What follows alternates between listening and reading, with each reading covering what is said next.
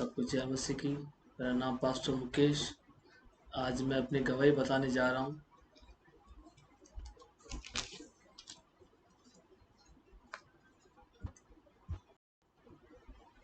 मैं राजस्थान जोधपुर और गांव पाबूपुरा से हूँ। और मेरी फैमिली में हम दो भाई हैं। फादर एक्सपायर हो गए और माँ और भाई, हम दो भाई हैं। उनमें से मैं प्रभु में आया।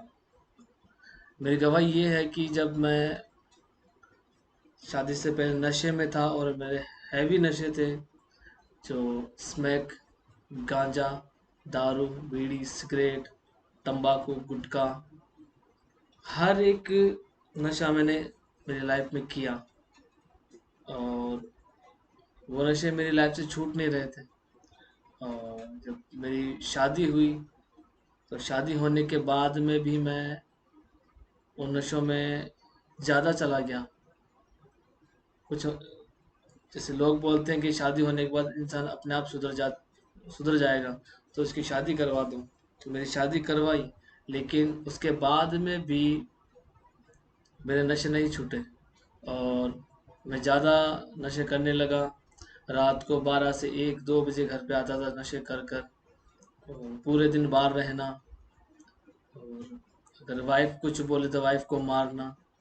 तो ये सब चीज़ें मेरी लाइफ में चल रही थी। और जब नशे के हैवी डोज मुझ में बढ़ने लगे और मैं उन चीज़ों से परेशान होने लग गया। मैं छोड़ना चाहता था, फिर भी मेरे से नहीं छूटते थे।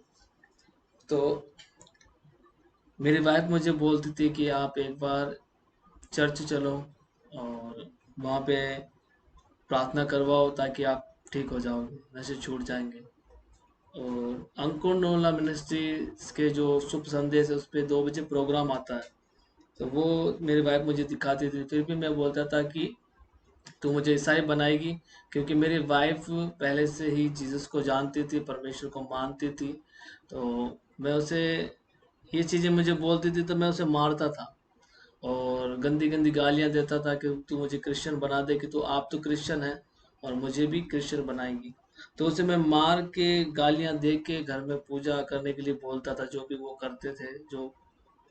तो फिर भी वो सहती थी, मार खाती थी, सहती थी, कुछ भी नहीं बोलती थी मुझे। और जब घर वाले उससे पूछते तो ये तेरा चोट का निशान कैसा है, तो वो अपने आप बोलती थी मैं गिर गई या ऐसे लग गए मेरे को। तो कभी मेरा नाम लेके उसने नहीं कहा कि मेरे हस्बैंड ने मुझे मारा। जब हम चर्च में गए, मेरे को लेके गए, क्योंकि मेरी ऐसी हालत हो गई थी कि रात में मैं इतना नशा करता था, मुझे दूसरे दिन तक मुझे होश नहीं रहता था। पूरे माइंड में दारू शराब घूमती थी, उसका नशा घूमता था। जब मैं रोता था सुबह उठकर, वाइफ के पैर पकड़ना, माँ के पाँव पकड़ना कि मुझे नशे से आज़ाद होना, पूरी कोशिश के लिए नहीं छूटे। तो वाइफ एक बार मुझे, मेरे वाइफ का भाई जो मेरा साला है, जो मुझे एक बार लेके गए चर्च में। तो वहाँ पे जाने के बाद मुझे पता चला कि यहाँ पे तो कोई धर्म चेंज नहीं हो रहा।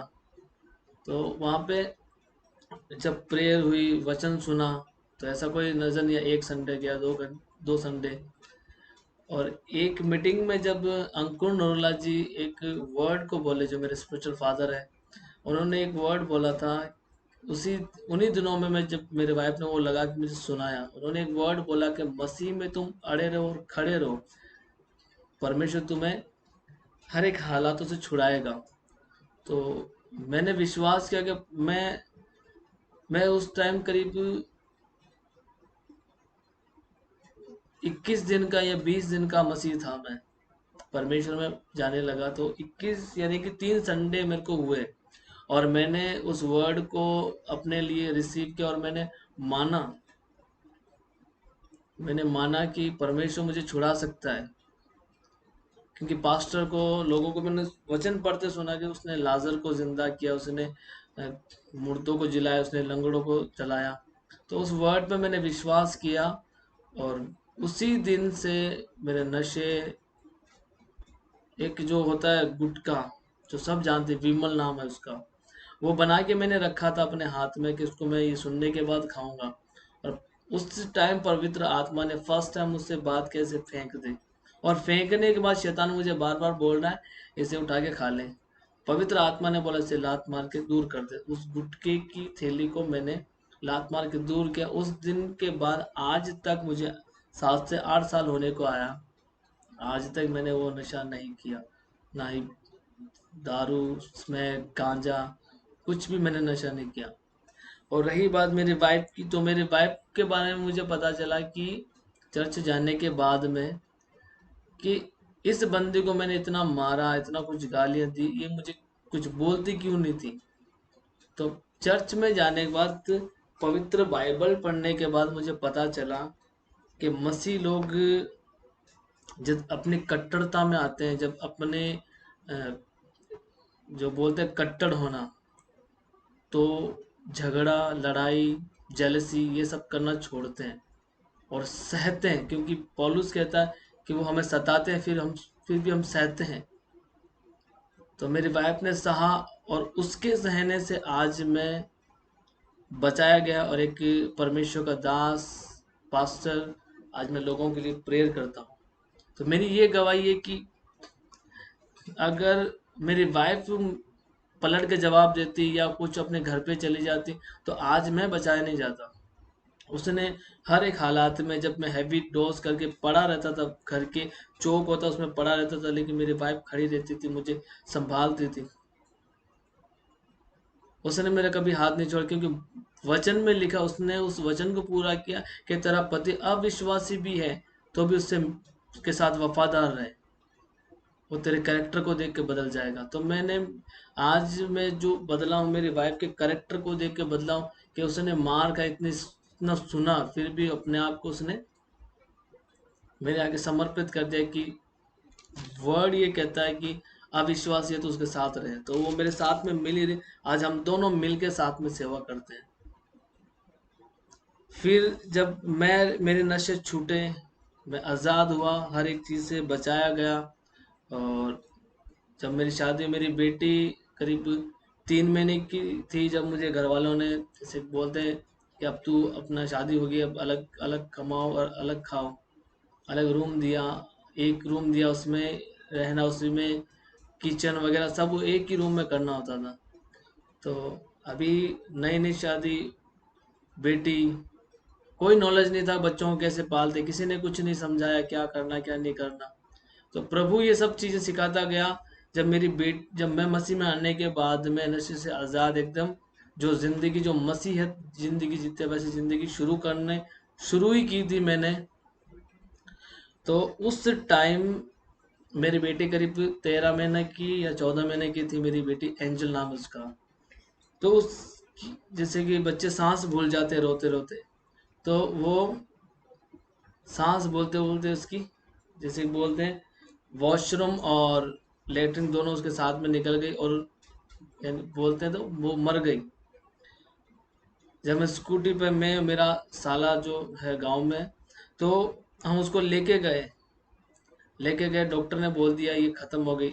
एक प्राइवेट हॉस्पिटल में लेके गए, फिर सरकारी में लेके, दोनों में उसे मृत्यु घोषित कर दिया मेरी बेटी को।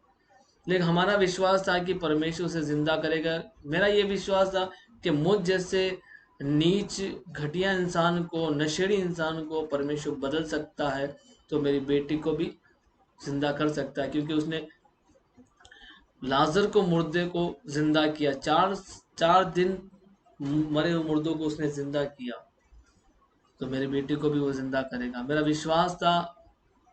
और 1.5 घंटे बाद मेरी बेटी मर के वापस जिंदा हुई। फिर डॉक्टर के मैं आगे पीछे पीछे घूमता रहा, पर डॉक्टर मुझे बता उसको कोई प्रॉब्लम है क्या।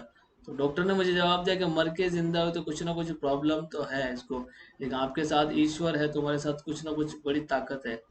तो उसने 3 दिन मेरी बेटी को एडमिट रखा, और उसके हर एक चीज़ चेक हुई, अ, पैसा, बाथरूम, हर एक चीज़, उसका ब्लड, हर एक चीज़ उसकी टेस्ट हुई।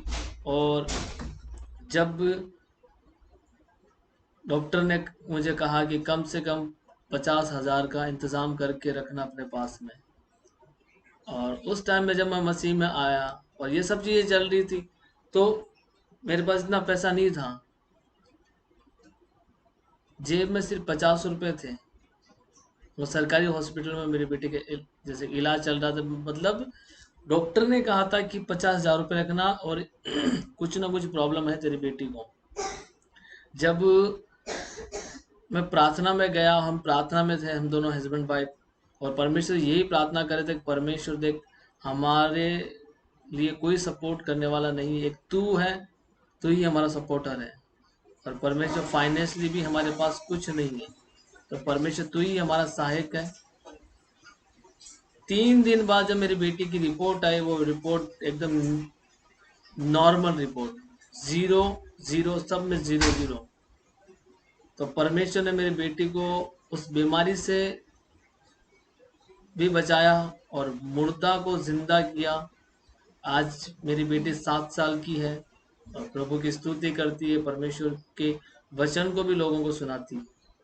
जब मेरा बेटा हुआ इमैनुअल, इमैनुअल हुआ, तब वही अटैक दोनों बहन भाइयों को साथ में होने लगा, जिससे रोते रोते सांस फूल जाना।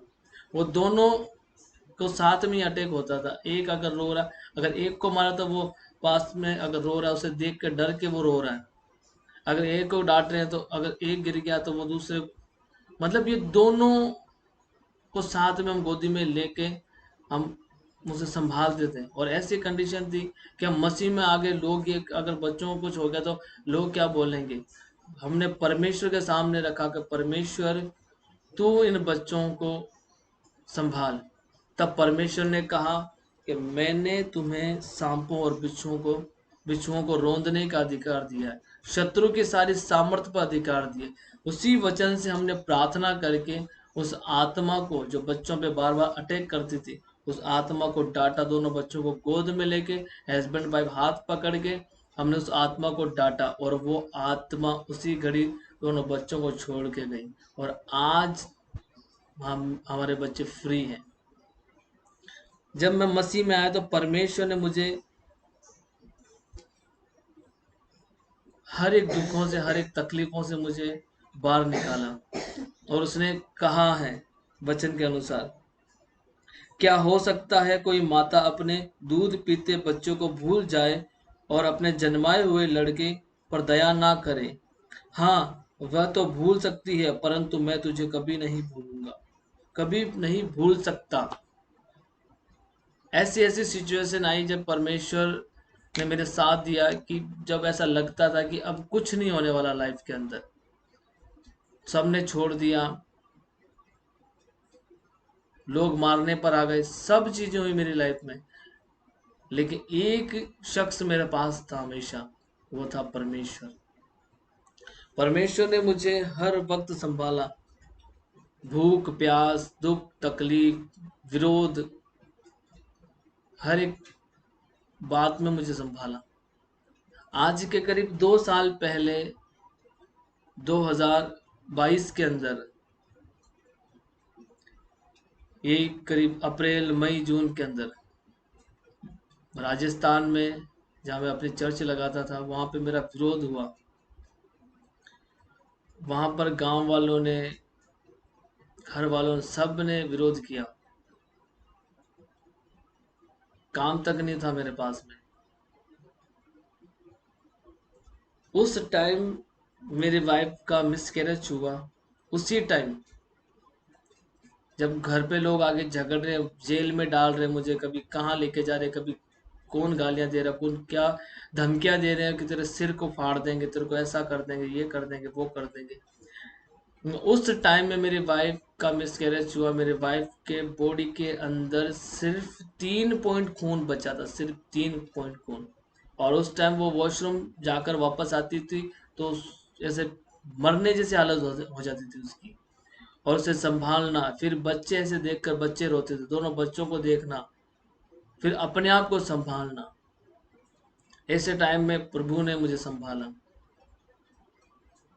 जब एक मीटिंग चल रही थी, गुरुवार का मीटिंग चल रहा था अंकुर नोरला मिनिस्ट्री से, जब हमारे स्पिरिचुअल फादर ने एक वर्ड डिक्लेयर किया था कि जितने भी ब्लड के रोगी हैं वो इस प्रार्थना को रिसीव करें, स्क्रीन को टच करें, परमेश्वर उन्हें हील करने जा रहा है। तो पवित्र आत्मा ने मुझसे कहा, अपनी पत्नी को बोल, ये ब्लड की रोगी है, इसे तुरंत बोल। और उस टाइम मेरी वाइफ ने जाकर अपने टीवी की स्क्रीन को छुआ, और उसी घड़ी मेरी वाइफ चलने फिरने एकदम नॉर्मल से हो गई। और अगले 1-2 दिन के अंदर वापस, 1 या 2 दिन के अंदर हमने जाके वापस चेकअप कराया। मेरे वाइफ के शरीर के अंदर 7 पॉइंट खून था। ये 4 पॉइंट खून कहाँ से आई, ये प्रभु जानता है। इतनी अद्भुत तरीके से मेरी वाइफ को परमेश्वर ने जिंदा रखा, और आज वो परमेश्वर की दासी, हम दोनों मिलकर सेवा करते हैं। और जिन्होंने हमारा विरोध किया, परमेश्वर ने उन्हें जवाब दिया है, जबरदस्त जवाब दिया। हमने किसी को भी हमने कोई श्राप नहीं दिया, किसी को कोई गाली नहीं दी, किसी के ऊपर केस नहीं किया, किसी पे मुकदमा नहीं किया कि हमारे ऊपर हम किसी को भी नहीं सता रहे, फिर भी हमारे साथ ऐसा क्यों कर रहे हैं। हमने किसी को भी उस टाइम हम सिर्फ, मैं, मेरी वाइफ, मेरे 2 बच्चे, सिर्फ 4 थे हमारे साथ। कोई व्यक्ति नहीं था कि हमारा कोई साथ दे। उस टाइम ने सबों ने अपने हाथ खड़े किए। जो चर्च में आते थे लोग, उन्होंने भी, जो विश्वासी थे, उन्होंने भी अपने फोन स्विच ऑफ कर लिए कि अगर हम तेरे साथ रहेंगे तो हमें भी जेल में डाल दिए जाएंगे, हमारे साथ भी ऐसा होगा, हमारे साथ भी वैसा होगा। तो किसी ने भी मेरा सपोर्ट नहीं किया। प्रभु था मेरे साथ में, जो प्रभु मुझे संभाले रहा। और दिन ब दिन ये विरोध बढ़ते गए। जब मुझे जान से मारने की, मुझे बहुत सी चीज़ें की धमकियाँ मिली, फिर भी मैं उन चीज़ों पे खड़ा रहा जो प्रभु ने मुझे कहा। फिर प्रभु ने मुझे प्रेयर में कहा कि तू यहाँ से चला जा। मैं इंसान के डराने से नहीं निकला, अपने गांव से, अपने राजस्थान जोधपुर बाबूपुरा गांव से। जो वीडियो को देखेंगे और सुनेंगे भी, जो भी प्रार्थना को सुनेंगे वो देखें। मैं डराने से किसी के भी, मैं अपने गांव से नहीं निकला। मैं सिर्फ और सिर्फ प्रार्थना में बैठा, मैं मेरे खुदा के सामने था, और मेरे खुदा प्रभु यीशु मसीह ने मुझे कहा कि तू जलंधर खामरा चला जा। और मैं पंजाब में गया उसी वर्ड से, ना कि किसी के डराने से, क्योंकि मुझे शरीर से भी चलना है और आत्मा में भी चलना है। मुझे शरीर से भी परमेश्वर की स्तुति करनी है और आत्मा में भी स्तुति करनी है। तो मैं वहां पे गया, 1 साल रहा, और प्रभु ने वहां से मुझे दर्शन दिया। मैं महाराष्ट्र में हूँ, और यहाँ पर जब लोग यहाँ पे आने के सपने देखते हैं, और मैं यहाँ पे नॉर्मली तरीके से, क्योंकि खुदा जब बढ़ाता है, वो बोलता है जिस पे मैं दया करना चाहूँ उस पे मैं दया करूंगा। अगर मैं उन्हीं चीज़ों पे खड़ा रहता, उन्हीं चीज़ों पे बैठा रहता, तो आज मैं यहाँ पे नहीं पहुँचता। तो मेरी गवाही ये है कि चाहे कैसी भी मुसीबत हो, चाहे कैसे भी हालात हो, बस अड़े रहो और खड़े रहो, प्रभु बढ़ाएगा इन जीसस ने। जो वर्ड था आज के 7 साल पहले, जो हमारे स्पिरिचुअल फादर के द्वारा मुझे मिला कि मसीह में अड़े रहो और खड़े रहो, प्रभु बड़ा करेगा तुम्हारी लाइफ में। उन्होंने कहा कि अगर तुम परमेश्वर के साथ सही रीति से चल रहे हो, तो तुम्हारी स्पीड बाकी मसीहों से, बाकी क्रिश्चियन लोगों से, बाकी लोगों से तुम्हारी स्पीड डिवाइनली ज़्यादा होगी। तो मैंने उस वर्ड को रिसीव किया, और आज मेरी स्पीड ज़्यादा इन जीसस में। परमेश्वर महान है और वो जिंदा है। जो लोग कहते हैं कि इनका ईश्वर क्या कर सकता है, वो ये कर सकता है कि एक नशेड़ी को एक मारपीट करने वाले को एक अपना सेवक बना सकता है। और मैं ऐसे लोगों के साथ में रहता था, जब मैं कवारा था, जब मेरी शादी नहीं हुई थी, जब मेरे फ्रेंड लोग झगड़ा करते थे, मारपीट, ऐसे लोगों के साथ में रहता था मैं। और कुछ मेरे फ्रेंड ऐसे जो जेल में रह के मर्डर करके, जब मैं उनके साथ में रहता था, जब एक दिन ऐसा हुआ कि मैं उनके साथ में नहीं गया, और उसी दिन उन्होंने एक मर्डर कर दिया। जब वो 8 साल बाद बाहर आए जेल से, सजा काट कर, और उन्होंने मुझे देखा, उन्होंने मुझे कहा, अगर तू ऐसा शरीफ कैसे बन गया, तूने ऐसे। जब वो सिगरेट लगाने लगे मेरे सामने तो मैंने कहा भाई ये दूर रख, मेरे को पसंद नहीं है चीजें। तो वो बोले कि अरे तू कब से शरीफ बन गया, ये वो, अपनी भाषा में। तो मैंने कहा नहीं यार, मैं ये नहीं, मेरे कपड़ों का चेंज हो गया सब चीज। क्योंकि प्रभु हर एक चीज चेंज करता है, क्योंकि यीशु मसीह धर्म नहीं, जात नहीं, मनुष्य के हृदय को चेंज करना है, उसके कैरेक्टर को चेंज करना है। मेरे कैरेक्टर चेंज हो गया, प्रभु ने मेरे कैरेक्टर को चेंज किया। जब वो मुझे देखे तो कैसे बदला, मैंने कहा भाई ऐसी ऐसी चीजें हुई, प्रेयर हुआ, ऐसे ऐसे वर्ड मैंने रिसीव किए, और आज ये है मेरी लाइफ। जब मेरे बच्चों को जा रहे थे तो बच्चे भी हो गए कि 8 साल में तो बहुत तरक्की में चला गया। मैंने बोला ये यीशु मसीह है, और आज वो वैसे के वैसे ही, वो उन्हीं उन्हीं उन्हीं चीजों में उलझे हुए हैं आज भी। तो मैं उनके लिए भी प्रार्थना करता हूँ कि परमेश्वर जैसे तूने मुझे बदला है, मेरे उन फ्रेंड लोगों को भी तू बदल परमेश्वर। क्योंकि परमेश्वर महान है, वो हर एक पापी को बदलने के लिए आए। परमेश्वर ने कहा बीमारों को वेद की आवश्यकता है। मैं बीमार था, पाप की बीमारी थी मुझे, और इसीलिए वो वेद मेरे लिए आया। वो वेद है, बीमारों का वेद है। कौन से बीमारों को, जो पापी हों। वो वो पापी से प्रेम करता है, एक ऐसा परमेश्वर।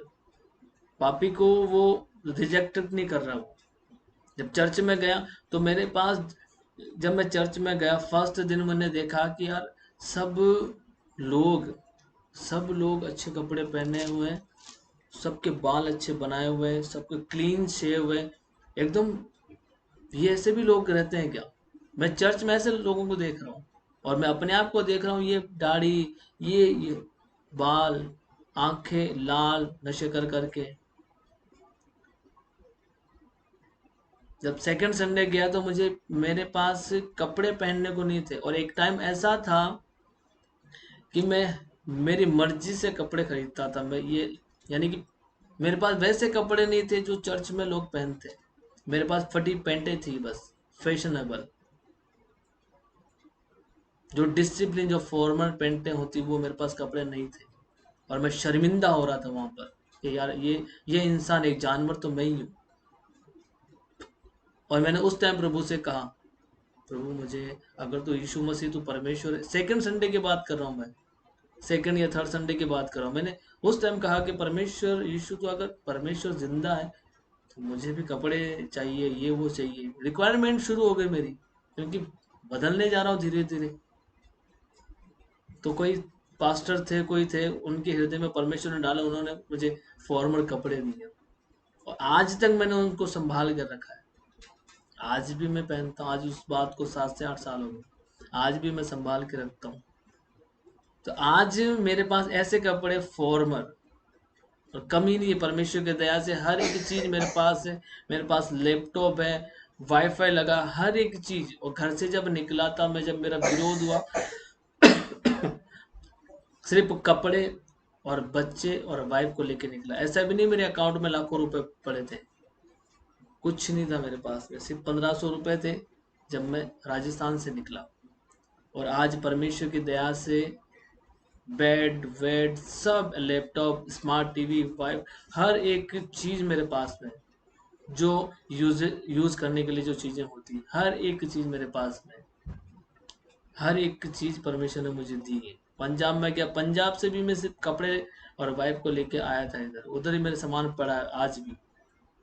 और मुंबई में आज मेरे पास सब चीजें, परमेश्वर ने जरूरतों को पूरा किया उसी एक वर्ड के द्वारा कि मैं मसीह में खड़ा रहा। चाहे चाहे आंधियां आई, चाहे तूफान आए, मैं खड़ा रहा। और आज मैं प्रभु की दया से उसकी सेवा कर रहा हूँ, और आगे से आगे परमेश्वर मुझे बढ़ाएगा। और जो वेट कर रहे हैं मेरे गिरने का, तो सिर्फ वेट ही करेंगे, वो सिर्फ वेट करेंगे। संभलने और संभालने में फर्क है। प्रभु ने संभाला है मुझे, मैं नहीं संभल सकता था। मैंने संभलने की बहुत कोशिश की, लेकिन मैं नहीं संभल पाया। लेकिन प्रभु ने जब से हाथ थामा है, कोई गिरा नहीं सका मुझे आज तक। और ना ही गिरा पाएगा, क्योंकि जब तक प्रभु यीशु मेरे साथ है, और मैं ऐसे बढ़ते जाऊंगा इन जीसस नेम। सबको मेरा यही विनती है, जो मेरी एज में यूथ है, मेरे गांव के लोग, मेरे मसीह भाई, और जो जो भी भाई मुझे देखें, तो मेरी यही विनती है कि प्रभु यीशु मसीह धर्म नहीं, जात नहीं, वो आपके हृदय को, आपको बदलने के लिए आया, आपके कैरेक्टर को बदलने आया। जिस तरह मुझे बदला है, वो आपको भी बदलेगा। आज भी मेरा नाम मुकेश नायक है, आज भी मेरा नाम मुकेश नायक है।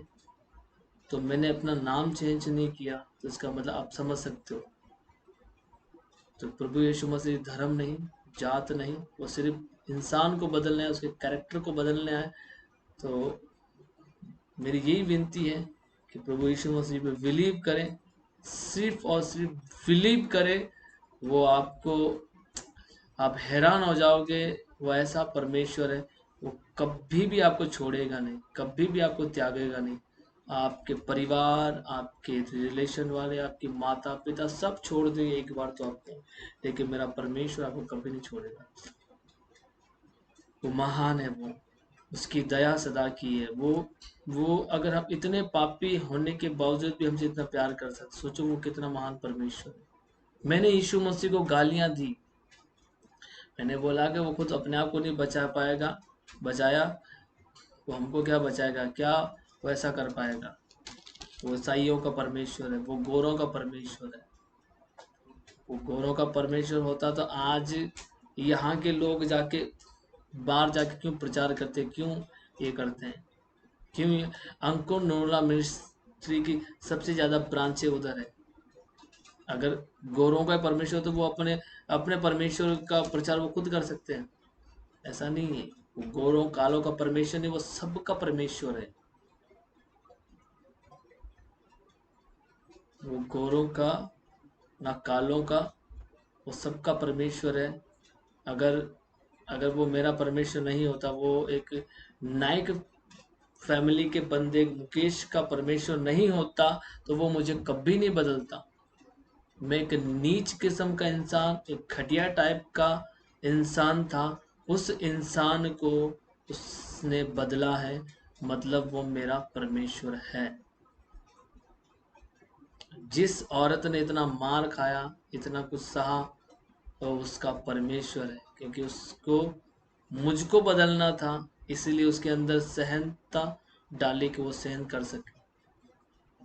वो परमेश्वर ऐसा महान है, वो तो तेरे सहने योग्य तुझे परेशानियों में डालता है। वो सहने योग्य बार वो परीक्षा में नहीं डालता अपने को। वो इतनी ही अपने वो फ्रेश से डालेगा कि अपने को, उसको पता है कि मेरा बच्चा कितना सह सकता है, कितना सह सकता है, कितना ये अपने को कंट्रोल में ला सकता है। वो उतना ही हम पे फ्रेश से डालेगा, उससे ज़्यादा नहीं डालेगा। ये वो जानता है। जैसे कि हम कोई गिलास हो, हमको पता है इसमें इतना ही पानी डालेंगे, अगर डालते जाएंगे पानी, तो वो बाहर गिरेगा। तो हमारा परमेश्वर जानता है हमें कब क्या देना है, परमेश्वर जानता है। तो सबको यही मेरा संदेश है कि प्रभु यीशु मसीह जात नहीं, धर्म नहीं, जीवन बदलता है। और जितने भी मेरे भाई बहनें, माँ, सब अगर इस प्रार्थना को सुने, तो प्लीज़ आगे से आगे शेयर करें और लोगों को बताएं कि यीशु मसीह धर्म नहीं, जात नहीं, हमारे कैरेक्टर को, हमको पाप से छुड़ाता है, वो बदलता है हमारे कैरेक्टर को। मैं वही कैरेक्टर, आज मेरे गांव में, मेरे शहर में सब मुझे किस नाम से जानते थे, आज वो नाम नहीं लेते मेरे बारे में। वो कुछ भी बोलते हैं, लेकिन उनको ये पता है कि ये बंदे में कितने ऐप थे, कितनी मिस्टेक थी, आज ये बंदा ऐसा कैसे बदल गया। तो वही है, प्रभु यीशु ने मुझे बदला है, और परमेश्वर आपको भी बदले इस गवाही के द्वारा। प्रभु यीशु मसीह सबका परमेश्वर है, वो किसी को रिजेक्ट नहीं करेगा, वो आपको भी संभालेगा, आपको भी मुझसे बढ़कर प्यार करेगा। मैं तो ये चाहता हूँ जितने मेरे भाई बहन इस टेस्टमनी को सुने, प्रभु यीशु मसीह उनको प्यार करे, और सबसे प्यार करता है वो, और आप भी उतना ही प्यार करने लगो जितना मैं आज प्रभु यीशु मसीह से करता हूँ। उस परमेश्वर से प्रेम प्रेम करें ताकि वो हमें प्रेम करे। इंसान से भी प्रेम करो, लेकिन इतना करो जितना हो सके। मेरी लाइफ में सबसे सबसे इम्पोर्टेंट जो पर्सन है वो परमेश्वर, उसके बाद में मेरी फैमिली है। मैं फैमिली को पहले पे नहीं रहूँगा, फर्स्ट फैमिली, सेकंड में फर्स्ट पे परमेश्वर, सेकंड में फैमिली, फर्स्ट में परमेश्वर। ठीक है, परमेश्वर आपको ब्लेस करे। प्रभु यीशु तेरा धन्यवाद करता हूँ परमेश्वर राजा, आप महान, आप सर्वशक्तिमान दयालु परमेश्वर।